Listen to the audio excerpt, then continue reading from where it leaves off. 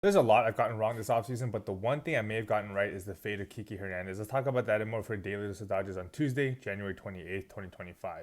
So Bill Plunkett did an interview with the guys at Dodgers territory yesterday and seems to be confirming something that we've all been fearing for a while, which is that Kiki Hernandez, he is not hearing his name from the Dodgers at all. And if you look at the roster construction, there really is only two or three guys that feasibly could be moved to make room for Kiki. It's Kim Hung, who we just signed from the Korea League, and I just doubt he's going to be in the minors unless he's absolutely terrible in spring ball. I still think he gets a spot on the roster to start the season, and then we'll see where he goes from there. And then Chris Taylor with a pretty big salary number that the Dodgers would most likely have to eat if we're going to try to move him, which I don't know if the Dodgers are down for that. Look, I know we have a lot of money, but eating money for a player that could still feasibly produce, especially defensively, just does not seem like something that Andrew Friedman is going to want to do, which leaves Kike Hernandez as the odd man out. And as sad as I am to say that, right now it doesn't look like a union is going to be possible, again, given the roster construction and just a lack of ability to fit him into a role that I think he'd be very happy with.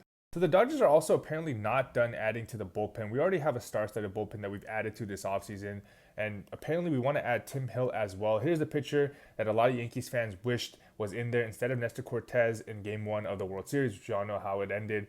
Granted, I'm glad that that moment happened because then we can have that forever. But it'll be very interesting if the Dodgers can add Tim Hill as well. I wonder if there's any endpoint to us adding to the bullpen. At this point, we might just be able to run our pitchers out for 3-4 innings max, and then we can just shut the door with our bullpen the rest of the way. That is one way to preserve the arms if we're not going to change anything about the way that they're throwing the ball, the mechanics, or anything like that. So will be interesting to see what happens here.